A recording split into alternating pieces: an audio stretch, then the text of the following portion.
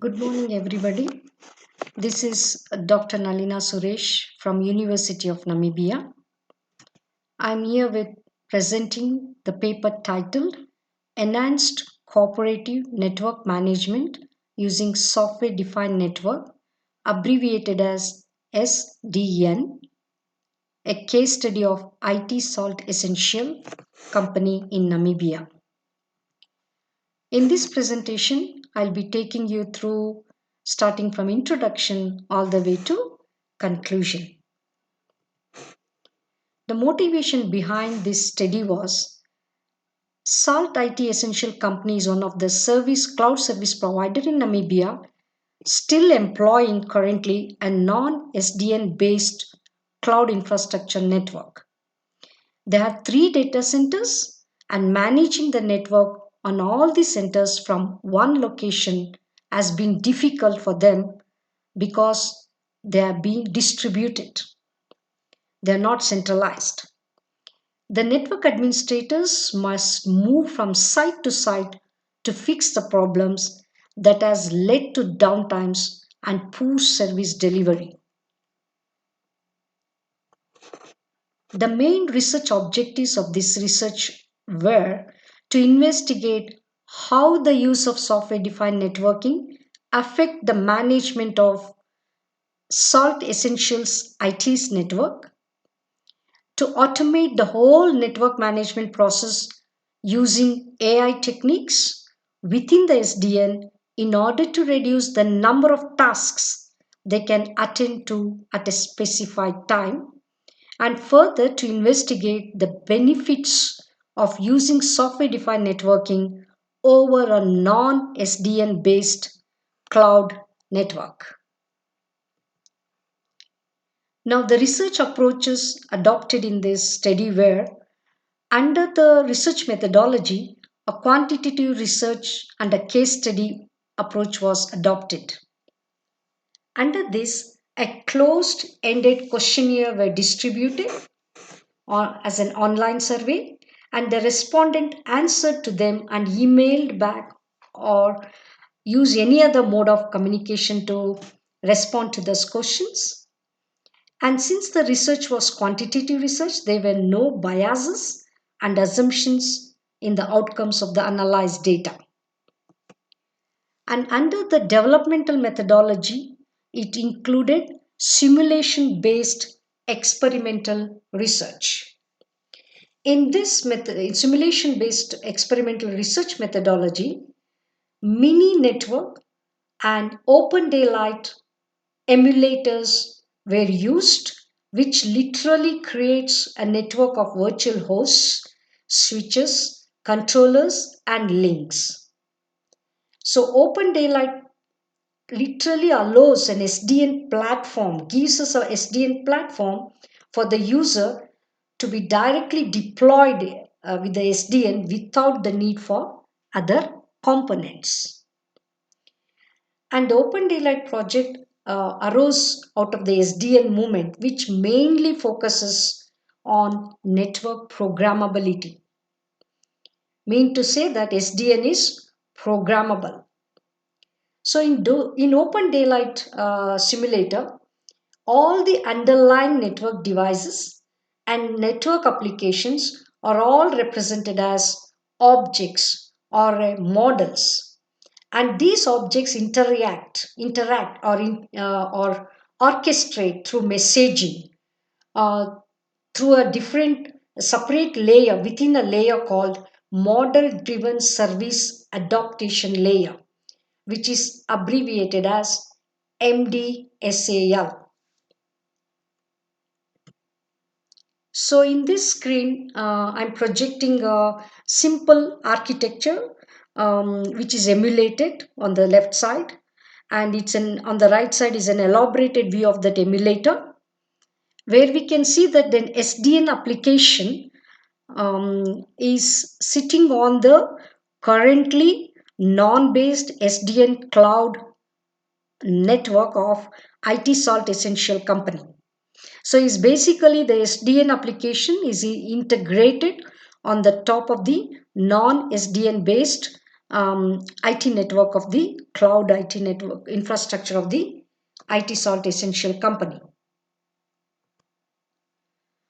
So the results, major outcomes or the results of the analysis are it is evident after the data collection and analysis that manual way in which networks are managed currently and administered is not simple and easy regardless of the size of the network. As a result, network engineers consider that the use of SDN to manage the network makes their life easy, simple, and reduce the network administrator's task as SDN enables network automation and also it is programmable. Participants also indicated that SDN makes a network programmable, and they indicated that some advantages and amongst them is the improved reliability to run the network, and this is very critically important required to some cloud service providers, enterprises and data centers networks to improve their business. And there are I've shown two illustrations here of the data analysis.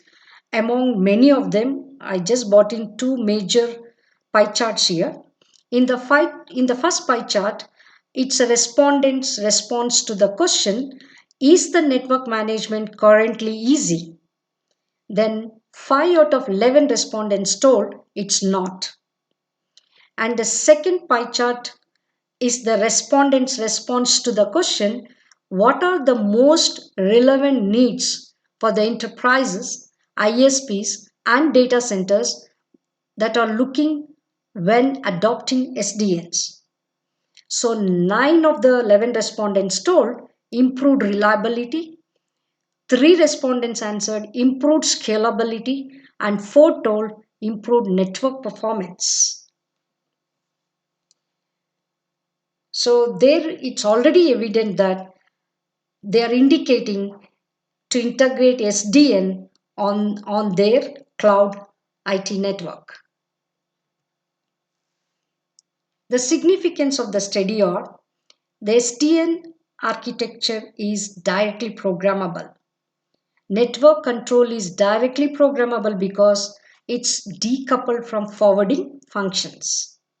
It's agile because it's abstract the layers controlling from forwarding lets administrator dynamically adjust the network for the dynamical changes that occurs, and it can be centrally managed within SDN.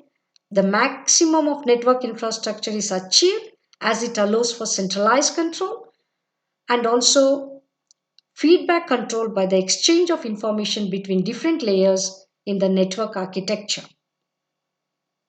SDN has 3 layers. The bottom layer is the data plane layer, the middle layer is the control plane, and the top layer is application plane through which the users can connect using APIs.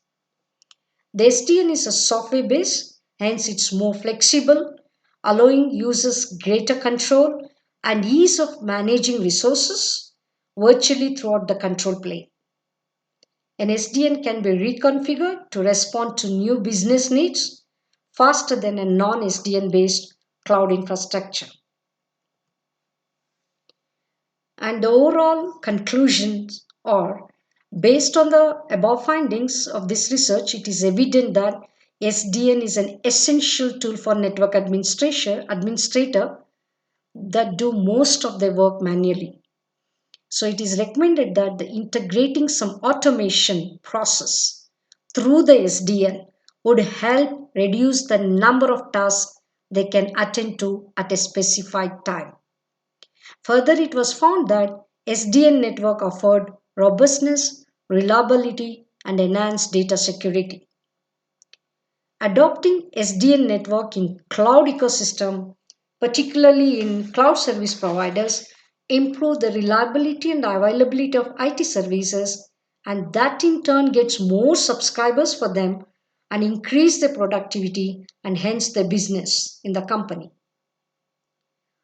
SDN enables field engineers to manage the entire network infrastructure at data centers through intelligent orchestration and provisioning systems, load balancing, and so many aspects that can be built as business application at the application layer of the SDN architecture.